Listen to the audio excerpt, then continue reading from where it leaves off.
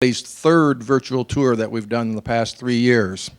So we want to welcome all of you people to attend this virtual tour. There's a few more seats up here, not many, but as they come in, I guess we're just going to have to sort of circle around. A little bit about how the next hour is going to go is we're going to talk a little house order kind of stuff that we're going to visit about. And then I'm going to introduce our guests, the Maxwells, on the virtual tour that we did the video on. And then he'll sort of give you a brief summary of the dairy and their operation. And then immediately following it's about a 16-minute video, then we'll get into a lot of questions and answers. And we hope to have about 30 to 35 minutes of that. And usually, if we go by the past, anything goes on the questions and answer until John says no more. So we'll sort of follow that. So let's hit that. And so first of all of us know the old cell phone trick. So if you haven't turned them off, please do so just in case. And then one of the things that we've done we always try to determine who do we want to sponsor and how do we determine what the next one would be as far as the virtual tour is concerned and the sponsorship. When we made the decision with the Maxwells,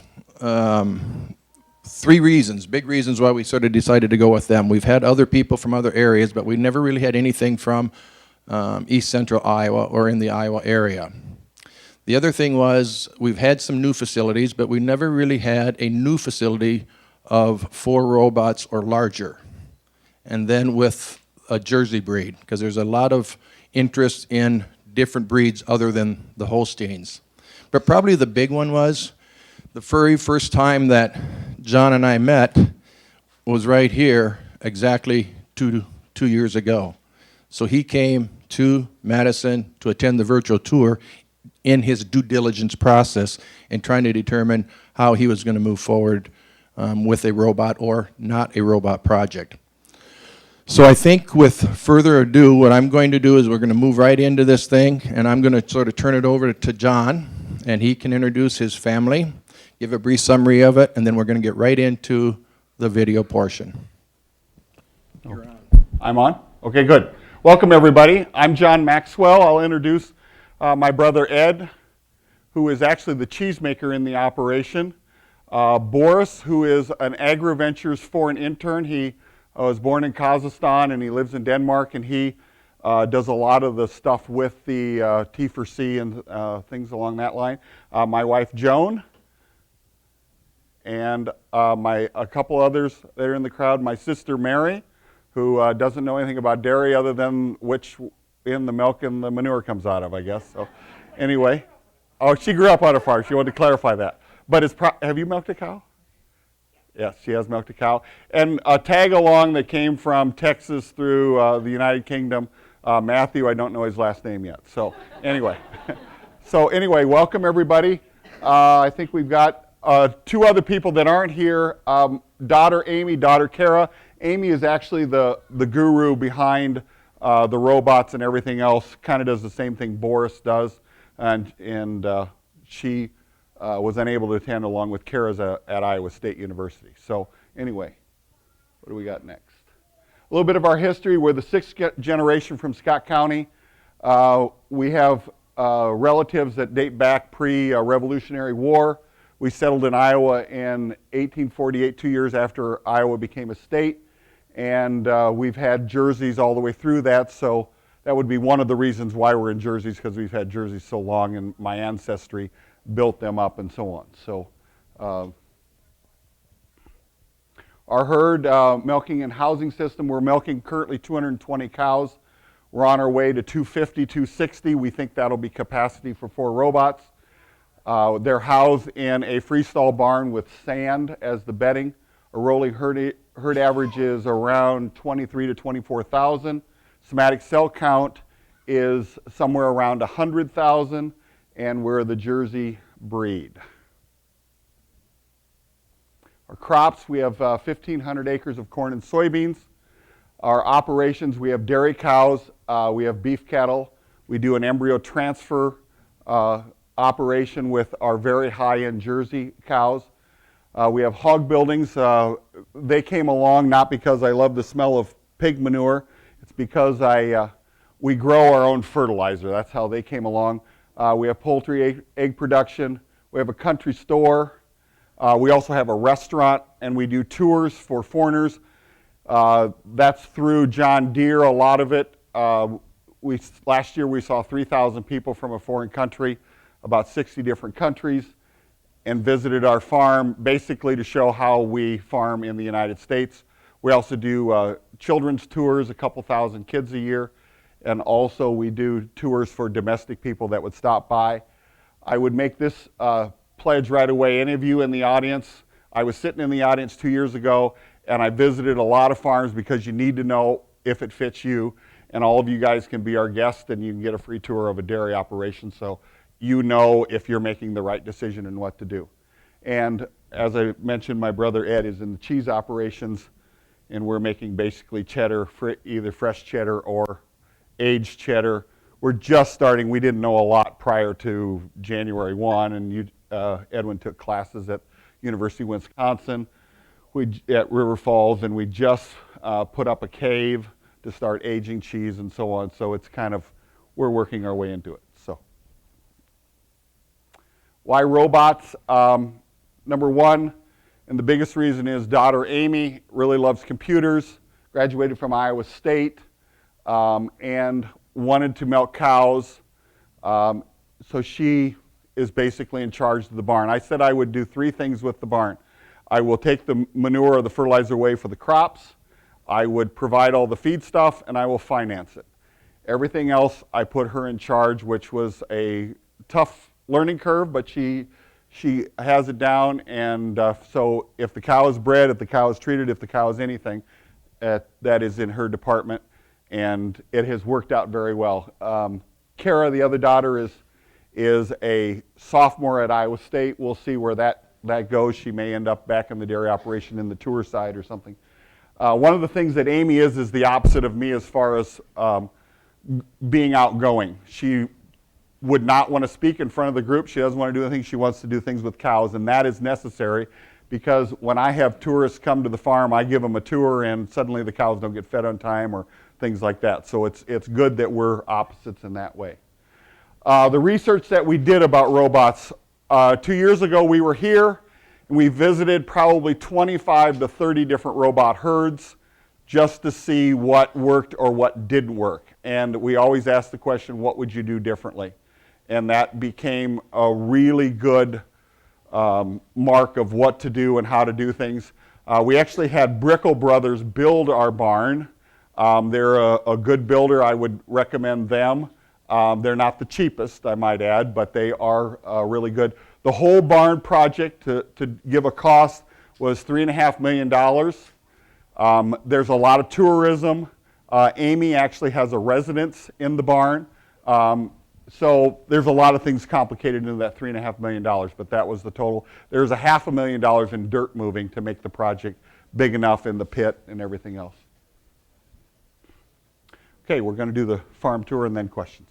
Yeah, and before we get into there, I was going to say there's actually 4 things that he told Amy. Is the fact that Amy was going to take care of the cows, plus they did put an apartment or a big condo above the barn, and that's where Amy actually lives.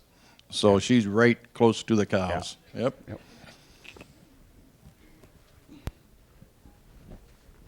Welcome to Cinnamon Ridge Farms of Donahue, Iowa. I'm John Maxwell. And I'm Joan Maxwell, and we hope you enjoy the tour of our dairy and farm.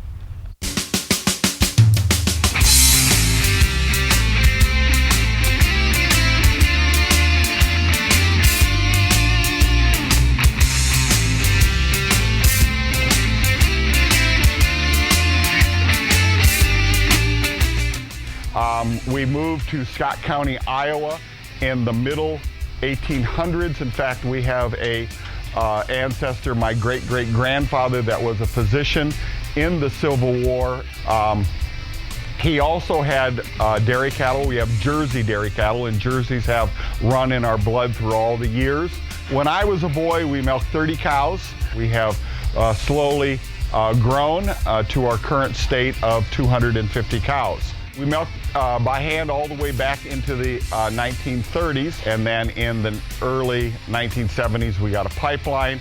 We milked in stanchions in a pipeline, and then stalls in a pipeline, and then free stalls, and here we are today with milking with robots. Robots has worked out very well for us. They allow us to manage the dairy differently, be more production by milking more times a day and managing them better to get that production. The transition was actually quite easy. The Jerseys learned the system very quickly, and they were going through 5 days later pretty much on their own.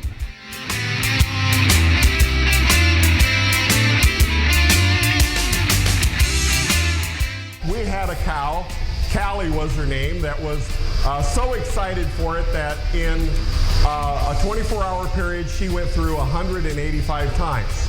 Now she was milked 5 of those times. She went through over and over again until the point where I think the next day she probably only went through 10 times because she was laid out and she was so tired that laying in sand seemed like a more appealing thing than going through the robot 185 times.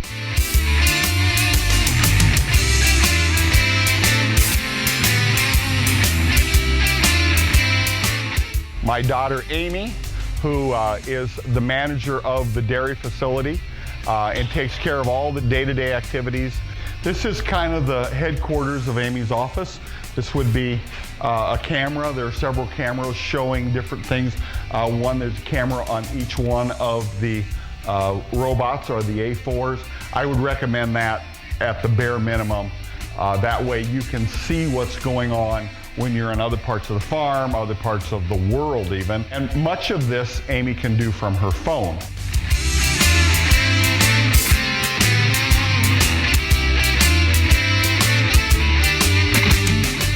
One of the things that has come that we didn't expect is the cows. First of all, our cows were very tame to begin with, but they've become even tamer because you never chase them. They're always, it's almost like huddle up, we're going to call the next play for football kind of a thing.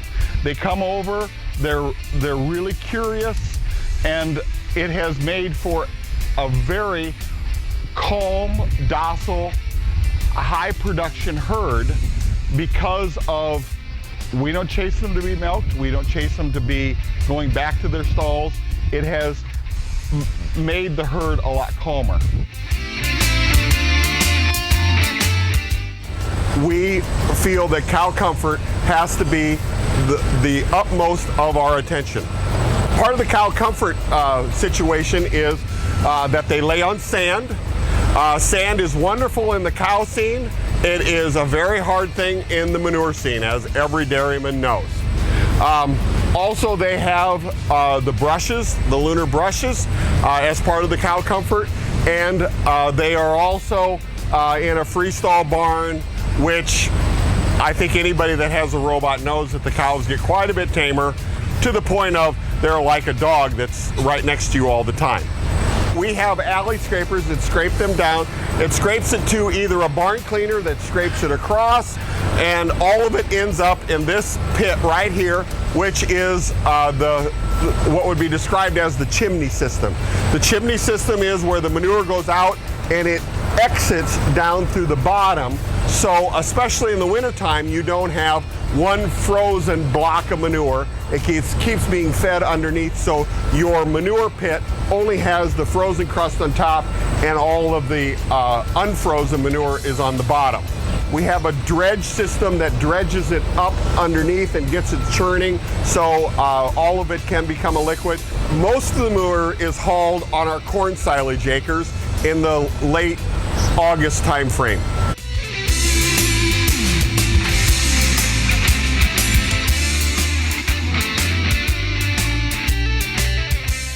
My name is Kara Maxwell. I am going to be a sophomore at Iowa State.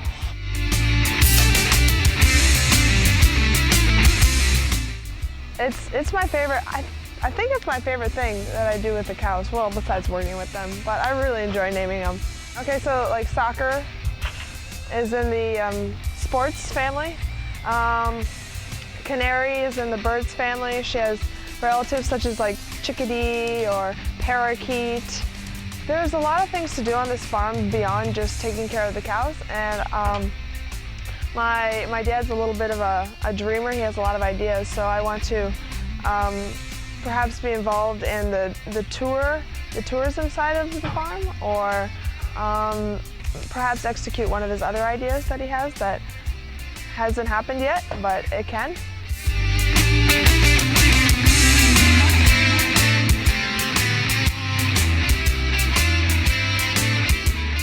The purpose of this room is to show off the robots, so the tours, foreign, kids, adults from domestic, is so they can come and see the robots in operation through the windows on the sides, and they can see the robots working, and they go home and they don't have that barn smell on their clothes, they don't have manure on their shoes, and so it kind of creates a separation.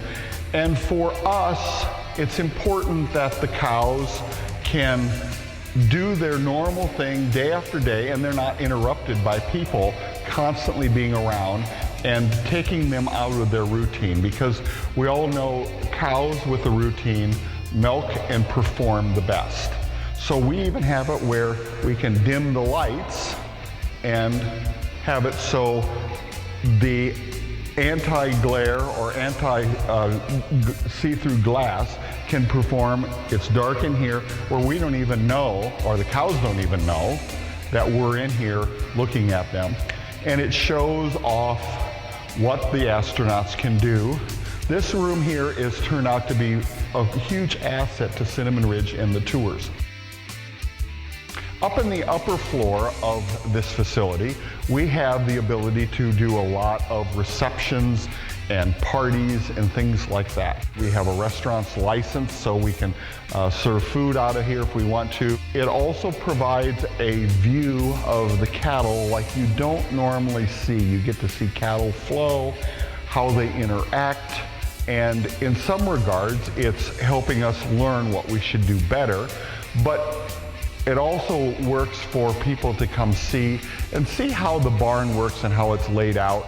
And when you get a bird's eye view of it all, it becomes very interesting, and many people have described it as like watching people at the mall.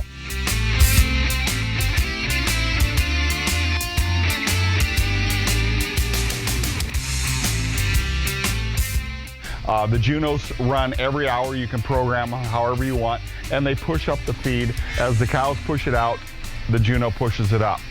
And you can see in the middle of the night when that Juno pushes up, they say, "Oh, why golly, Amy or John or somebody's feeding us. That's a cool deal." Middle of the night, so they get up out of their stalls and they come over and they eat the feed that has been pushed up. At the same time, it spurs activity that the next thing they do is go over and be milked in the astronauts A4s in the middle of the night when you want to keep the box time full. So it kind of works hand in hand with each other, and it is a very successful system. We're now managing the cows differently because we don't have to worry about having a person push up the feed. We don't have to worry about whether the person is here to work at 6 a.m. to milk cows or things like that. So it has made us a better, efficient dairy. Our goal is to be #1 in the nation for jerseys and milk production. We feel that robots, Junos, Luna brushes, all those things play a part in our success of becoming #1.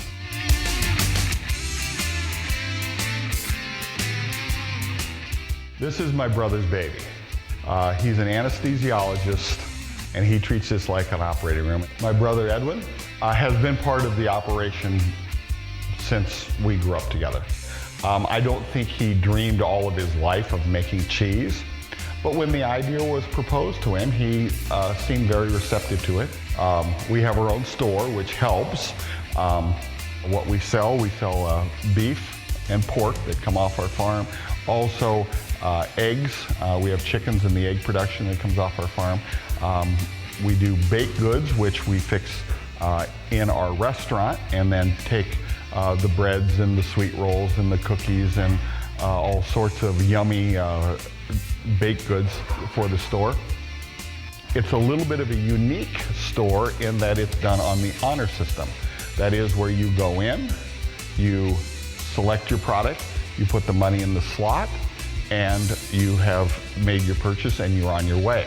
It has turned out to be a very good thing. It's a way for us to promote our product and let the community enjoy our product, all the way from bread to cheese to meat to soap. So it's a great thing.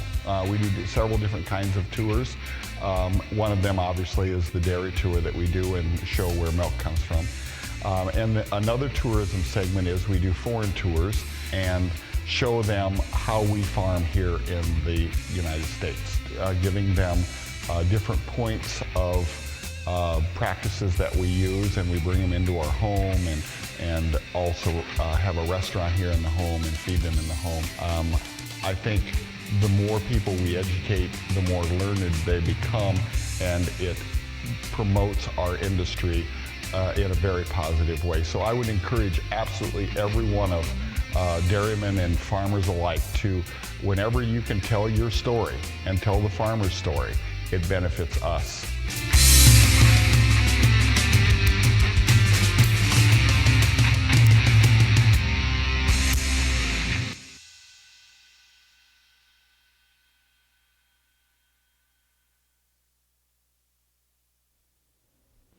Great to have you here. You had to get the last word in.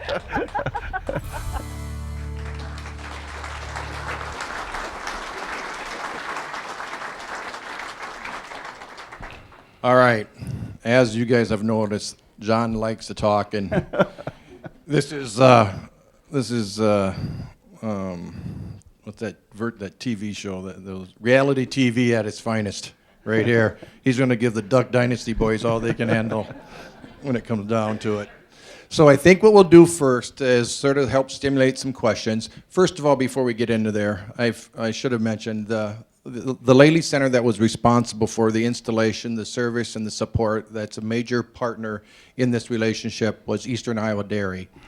And they weren't able to make it here today, so we just want to give kudos out to them and certainly appreciate all their efforts. And I think John and the family would agree that if it wasn't for their efforts and their support, that a lot of this wouldn't become reality as well. So kudos to Eastern Iowa. So I think what we'll do is sort of start some questions. We'll sort of stimulate You're some. taking the first one. And whenever anybody has any questions, you just raise your hand. I'll come out there with the mic. I can hand it to you. We can reiterate the question, and we can restate the question, and we'll go from there. So this is one, we got a couple already in place that usually always come up. So the first one is, how many fetch cows do you have, and would you do it again? I'll answer it. Boris really doesn't want to. Fetch cows, what do we have, 2 to 15 a day? Something like that? A big question is, how many fresh heifers have you had lately? If you haven't had fresh heifers lately, it can be down to just a couple in the 220 head. But as it goes, you have a heifer freshen. She doesn't know anything about anything. The first time you obviously have to force her in because she doesn't know there's feed in there. The next time she kind of gets it by the 4th, 5th milking, she pretty much has it down. So that's how fast it goes. Some of the older cows take a little longer. In fact, one of them took a couple months before she finally got it down, but for the most part, that's what it is. And how long is it, the transition to robotic? When we moved 80 cows, by the way, I need to point out someone in the crowd that's done a lot for me. Jim Bonner is right here, raise your hand. Our cows were housed over there. He did a fantastic job with our cows. He's, 400 milking cows now probably, somewhere in there, but they were at a freestall barn, and they moved from there. Our 80 cows moved, and it took about 5 days. The first day is kind of the killer day because none of the 80 know what they're doing, but they gradually pick it up until finally by the 5th day, they pretty much got it down. And we had maybe 15% of that we had to fetch, and then it got better and better, and now it's really, really easy. So One of the things we might add on how long, that's always a loaded question, how long does it take to train? And we always, a real thumb rule to use is like 3 days, 3 weeks, 3 months, and then give us the rest of the lactation. And 3 days are probably encouraging cows into the stall, not pushing them. And in 3 weeks, about 75% of the cows will be going through the robot on their own. And then in about 3 to 4 months, 2, 3, 4 months, somewhere in there, that 25% or so that won't make it, all of a sudden the light turns on and they start going through the robot. But you really truly don't become a robot user until until the vast majority of the cows have dried up, you dry them up, and they reintroduced into the robot. That's really when you really become fully trained and you're sort of moving forward in the robot process. Right. So, question over here. Do you ever lose any individuals on kind of you just can't get them trained, like a first calf heifer or something? It's just bananas. No. And in fact, some of the ones we moved were pretty deep uddered, and we were able to get the milkers on them. We culled no animal because they just couldn't do it. We've not had that happen. In fact, the worst situation that you have is when the teats are crossed in the back. And there you can solve the problem by making the milking interval longer than normal so that milk gets in there and it puts the teats out again. That is how it's solved. But as far as deepness of udder, we've not had to cull a cow because they're deep. And we've never had that. There's been a meltdown in there where they just kicked and kicked and kicked, and the robot, it just keeps coming at you, by golly. We're going to get this right. Your mind's going to get right. But we've had that situation, but we've had no animal that we've had to cull because we couldn't. That is actually a very good thing, because you and we only get kicked so many times before we retaliate. So some of us are around too. So anyway. Okay, another question over here. Could you give us kind of a example of how your management has changed? I mean, a typical dairy, everything focuses around the parlor, your vaccination shots, your breeding, right. your feeding, putting right. sand in the right. stalls.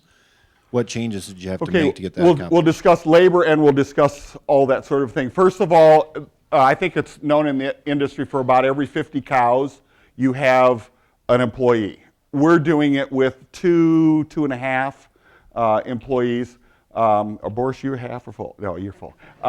Anyway, so the reduction, I always say I don't have to worry about a robot showing up in the morning. I don't have to bail a robot out of jail on Monday morning. I don't have all these things happen to me, by the way. I don't have a robot walk into me on Christmas Eve and say, I'll work for quadruple time tomorrow or I'm not showing up. Or a workman's comp claim on that. So it has really saved that, and it has changed how you dairy.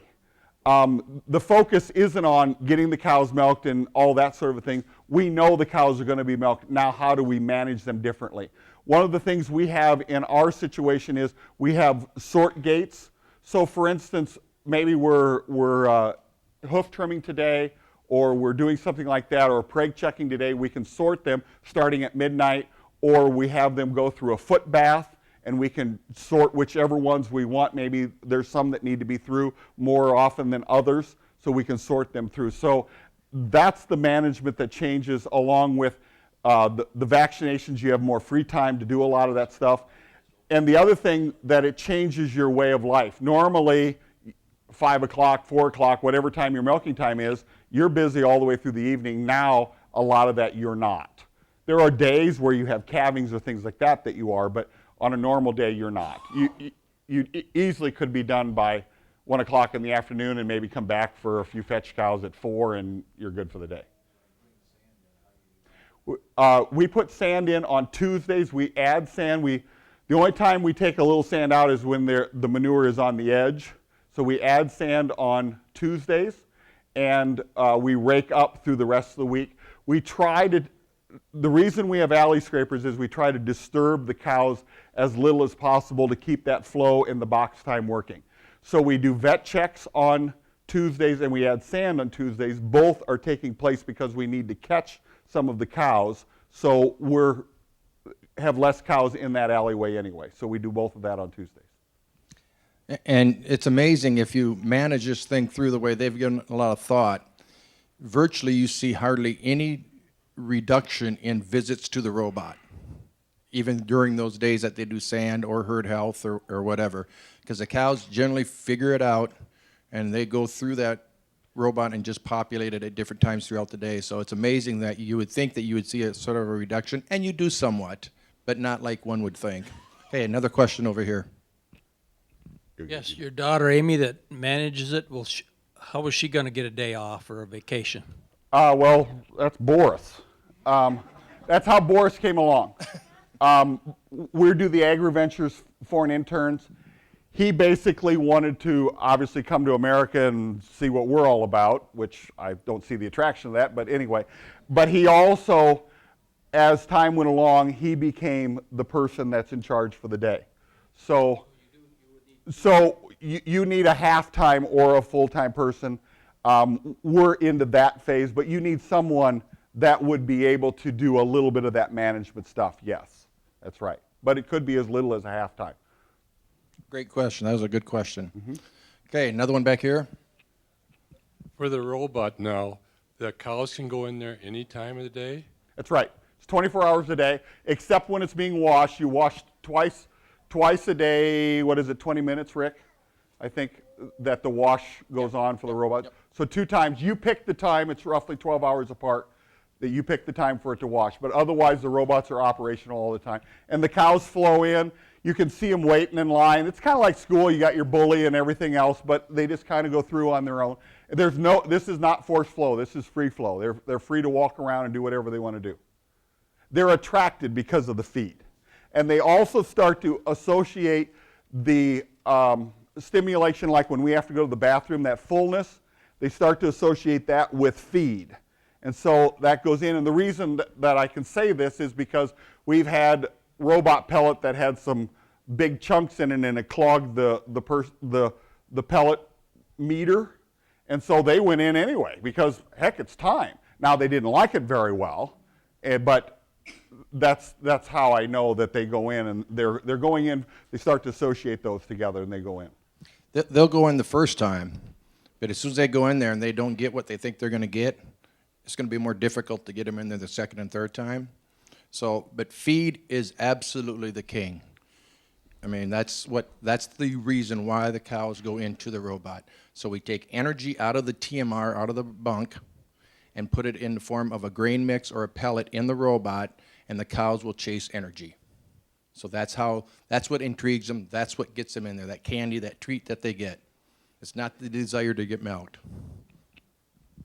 Do you have different groups like first lactation, No. transition cows? Everything's all in one pen? Everybody's in the same pen, and you can mix them together because for every 10 pounds of milk, you get 1 pound of pellet.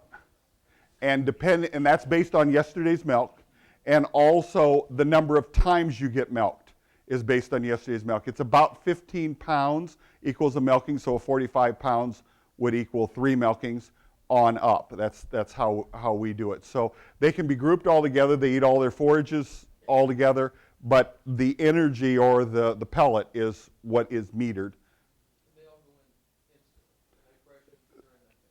Yes. The question was, do they all go in instantly? We milk them no other place, no other way. They all go in. We're able to, as people who know robots, you can save the milk, as in put it in pails, so the colostrum would go in the pail, and then also if you have a discard, it goes down the drain.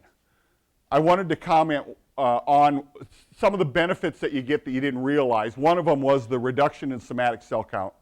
The other one is the conception rate because of the reader on the activity of how many steps they take, which really is targeted right on, and our conception rate has increased, and we also have it in our heifers too, that same thing. So that really has improved also. Question here.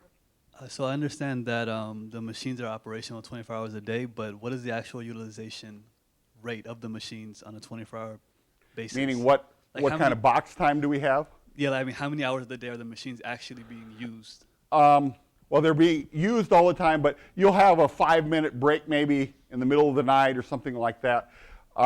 Generally, out of that 23 hours and something because of the wash time, we'll probably use it 20 to 21. We're not sure yet because we haven't hit capacity. We think, here's how we did it. We put in 2 robots. We started with 80 cows.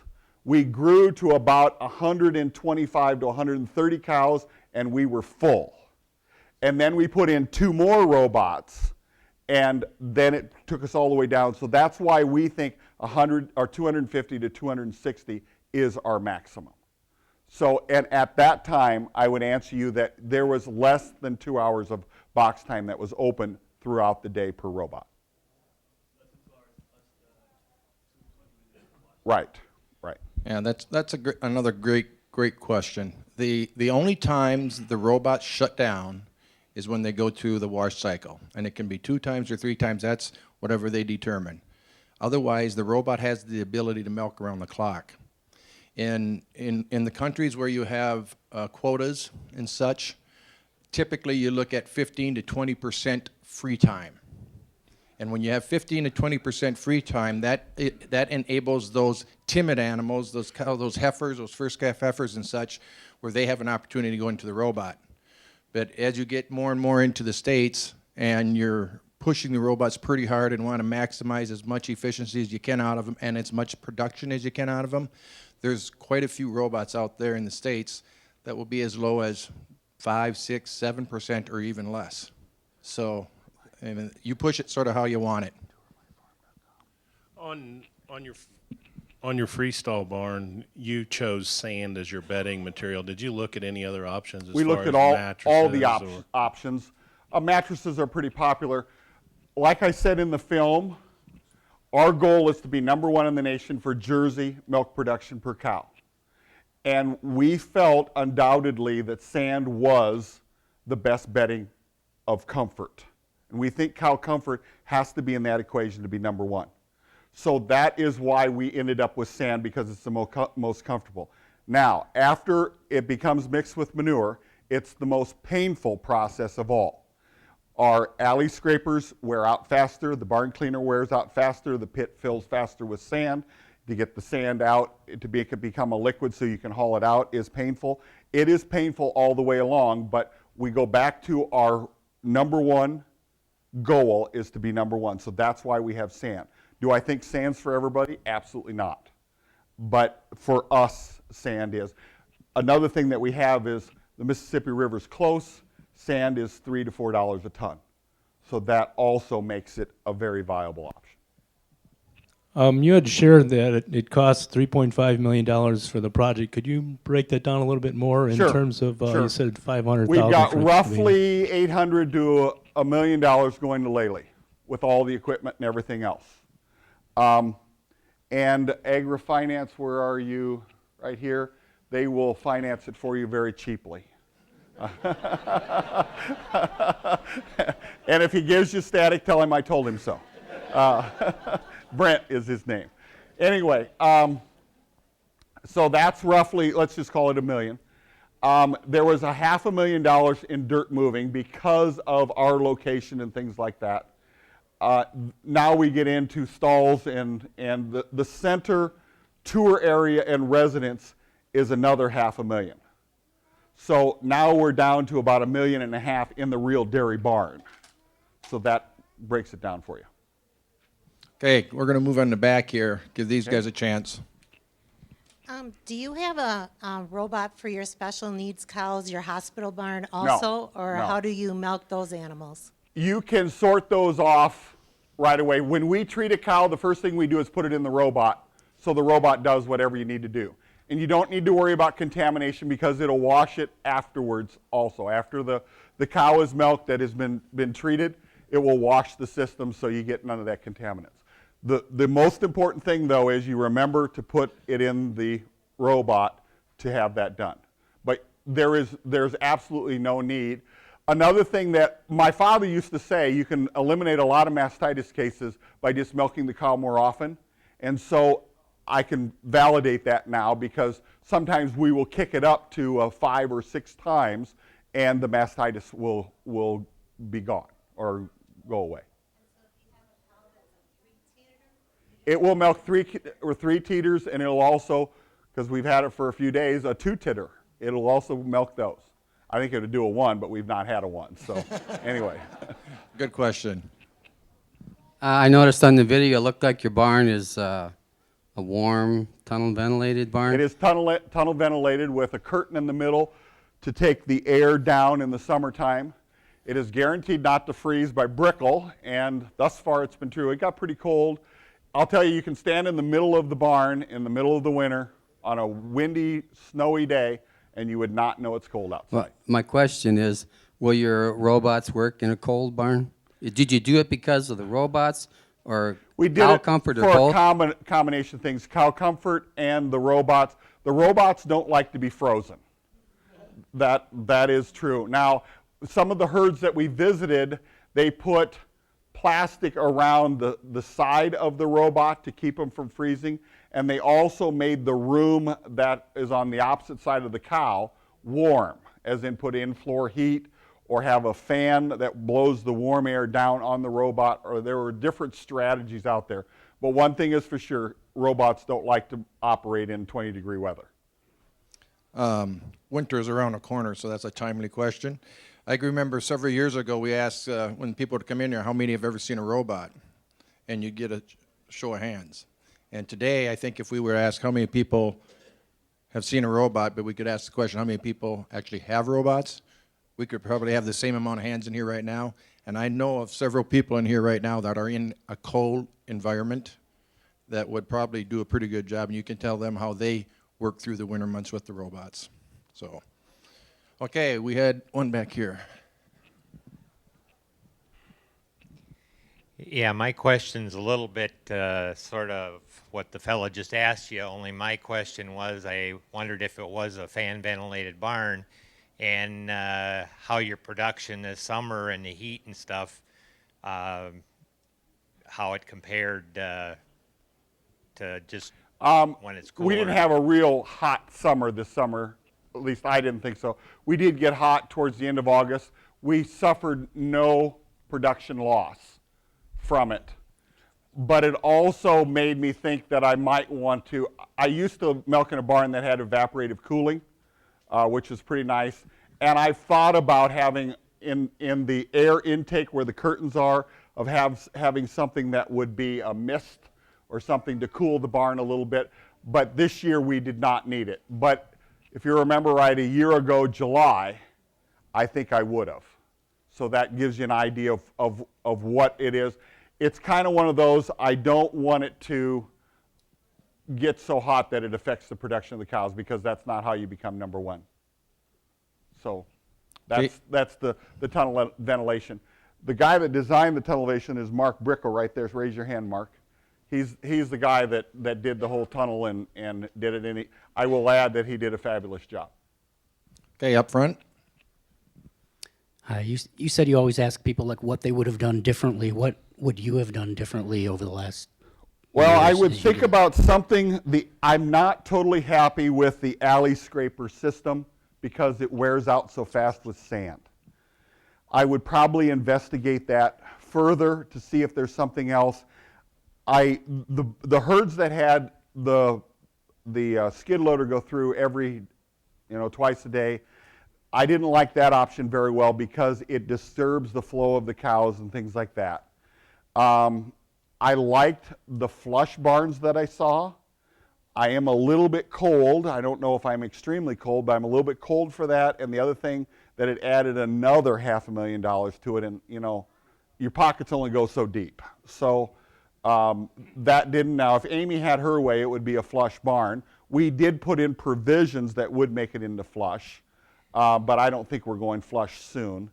Maybe after I'm dead and she gets some of the money, she'll just say, damn it, Dad, I wanted it, and we're going to do it. So anyway, but I would investigate that a little further because the alley scrapers have been a little bit of a thorn in our side. So. 10 months, 11 months? Yeah, I know. It's a pain in the ass, isn't it? Yeah, yeah. So you want me to give you the salesman's name so you can be on his ass too? Ooh, we're getting vicious now. I think it might have been answered already, but how do you separate the antibiotic cows from? It's done in the all in the milking process. You just program it into the robot. Yep, and then you just tell number 5 got antibiotics, and when number 5 comes through, it'll put it in the pail, it'll put it on the drain, it'll do whatever you want to with it. Yep. You had a question, didn't you? Cow can go through up to 6. But you can cut it to less than that if you You can do whatever you want to it. You just program that in. Then if there is a time, if relative to the feed process, if she's not giving enough milk, could she go through and not get feed? You said a pound of feed for so many pounds of milk? They will always give feed. So I get some feed. Yes, that's So right. she's not discouraged. Well, that's we choose. That's Yeah, yours. yeah, there's 2 important tables that you, as the manager, would have to fill out. One is what we call the traffic table. So you can determine how many times you want a cow to get milked every 24 hours. Most of the guys go up to as much as 6 different times. And then the other one is the feed table, which she gets fed in the robot based upon her stage of lactation and her production level. So the computer keeps track of that, the robot keeps track of that and knows that. Now, they're running around 3.3, 3.4 milkings per cow per day. They also are running over 2 visits, maybe even close to 3 visits per cow per day on what we call a refusal. It's when the cow walks into the robot, it's too early for her to get milked, so the robot lets her out, and she goes back out. No feed. No feed, no Yep. nothing. Thanks for participating. So I guess. Do you vary the number of times of milk basis on production, stage of lactation? You can do either. We do it on production. Production. That's right. That's right. A ratio? No, it's just production of, yeah. Are you still on DHIA? We are. Well, here's the dilemma that you face. First of all, lately, I think down the line, as all robot people, will be able to do fat, protein, and somatic cell on each cow each day, which would be fabulous. Now, the next thing is, will the breed associations accept it? And right now, we're into the registered Jersey business. So we stay with DHIA because we need to coincide with the registered Jersey Association. So that is the dilemma. But once the American Jersey Cattle Club accepts what the robot does, DHI is seeing our taillights.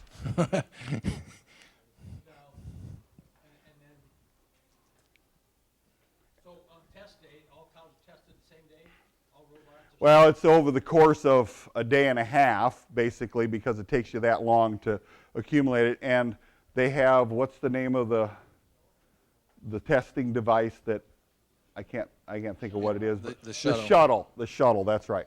Yeah. The shuttle does it. I might add, Amy does cuss at it every now and then because the problem that it does is it either gives you too much of a sample or too little of a sample, so she'll have to redo probably a half a dozen, and maybe that's just the way it works, but I know Amy does cuss at it when she thinks she's ready to give it and we've got only a little bit in the bottom and now she's got to go get the cow and so on and so forth. But it works, but it's not as good as on site every time. Yeah, and just to defend Laley a little bit on this, is that we have what we call T4C, and that's what manages, that's the program that they have, the herd management package that they have to manage their cows. But we at no time are trying to take business away from DHA or anything. We encourage that if they want to. So we have the ability to tag in with them and work with them in partnership if they so need. Especially if you're, I mean, some people have it, they love it, they want to stay a part of it, and that's wonderful. So we're okay with that. The decision to stay or go is totally up to the producer. Okay? Had a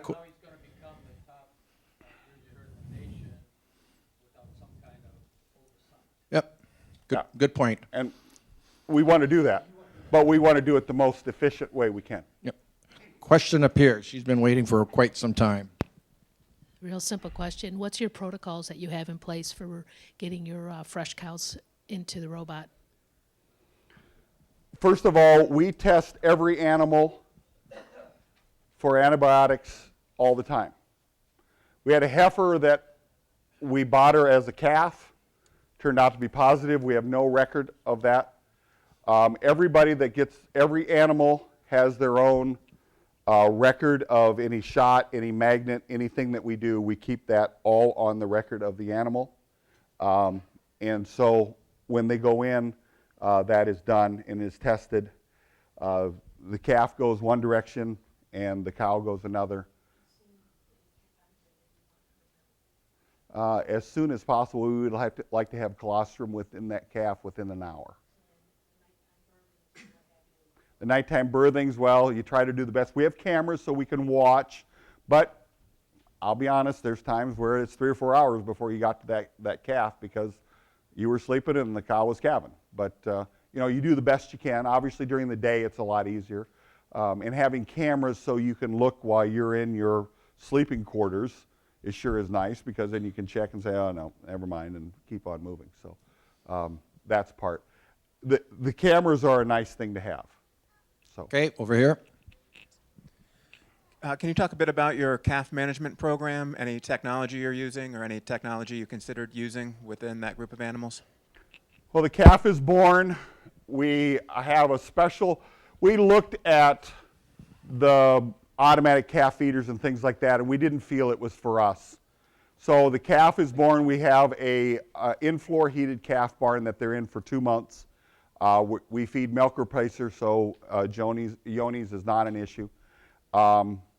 And they are fed twice a day. You want to add anything to this, Boris? Getting colostrum first for the first 3 times. If they don't drink, they get tubed every time with the colostrum.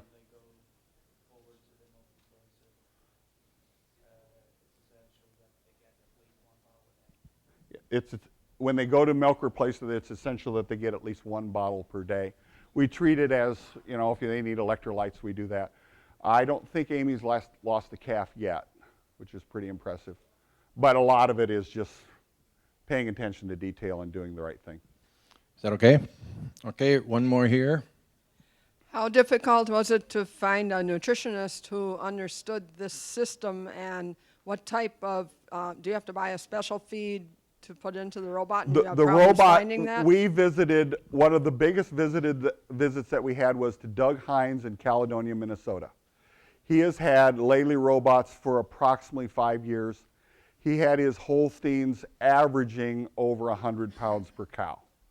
We were quite impressed with that. I think it was around 109, 110. And we were very impressed with that, and he used Big Gain as his robot pellet. And that's how we became Big Gain users, because we saw several Big Gain herds milking high production, and that appealed to us. There are other companies out there that are very good. That's just how we landed there. And we use Big Gain, and the nutritionist that we have, Alan Klima is his name, is a nutritionist that knows our goals, challenges us and challenges things to do the right feed products and things like that. And so he is the person that ties everything together, comes out, takes the samples, and we do a lot of things with heifer rations and beef rations. And a couple reasons why we have beef cows. Number one is embryo transfer recipient, and the other one is they eat all the junk feed. I don't know if they'd know what fresh feed was if we fed it to them. So anyway, that's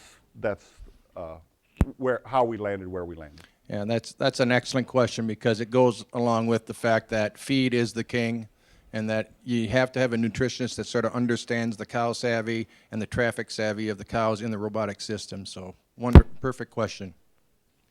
Just going back to the 3.5 million, was that justified purely on milk production, or how much factor does the restaurant and the cheese production have into it?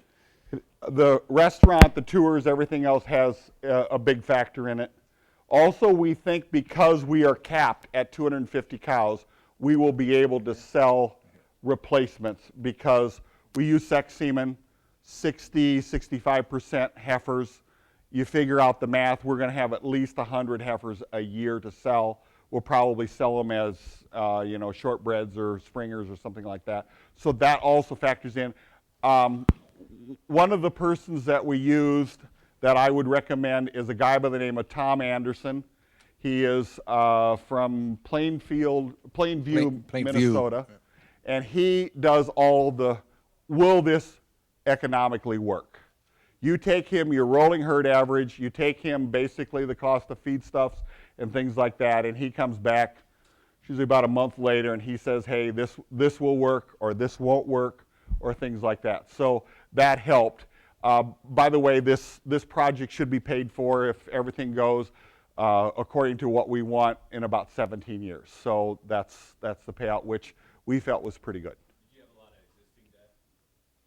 We didn't, well, other than on other things, for instance, like the hog barn or something like that. But as far as debt with the cows and things like that, no. The cows were all paid for. And so. Iowa State lost $10 and he hasn't paid me yet. He has a bank shirt on, so he probably wants to give you his business card a little bit later too. All right, we got time for one, maybe two more questions, and we're out of here. Quick one, John. How do you control lighting in the barn? We use, in fact, we just visited them. What was the name of that lighting spot? Mark, you can help with this.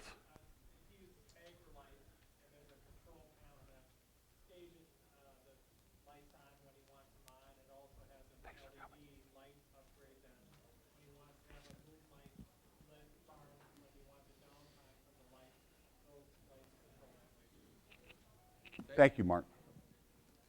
When did you start doing tours, and how has that experience been, and why did you get into it? I started doing kid tours when Amy was in preschool, back in 1990, and I've been doing kid tours for a long time. In 1997, I was named the National Outstanding Farmer, and there's nothing better than have a company come to you. John Deere came to me and said, will you do tours for us? And it started with just a busload a year, and it has grown ever since that to the point where I'm the person that they go to put the tour together. They do a lot of promotions. For instance, if you spend $100,000 with us and you're from, I don't know, France, you can come over for a free tour and you tour the John Deere plants and the world headquarters, and I'm the tour where there's dirt on the wheels and how they really farm. And since that time, Pioneer, Monsanto, and a bunch of them have jumped on board and been part of that too. So, all right, great. We'll get John back here.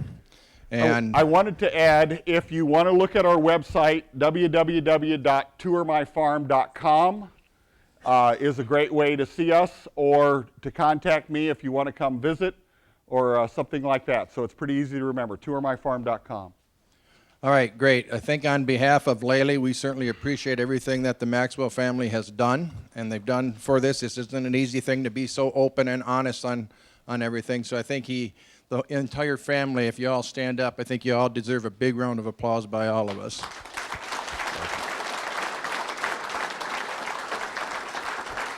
Well, I'll stick around for questions if anybody has any more. That'd be great. See, always wants the last word.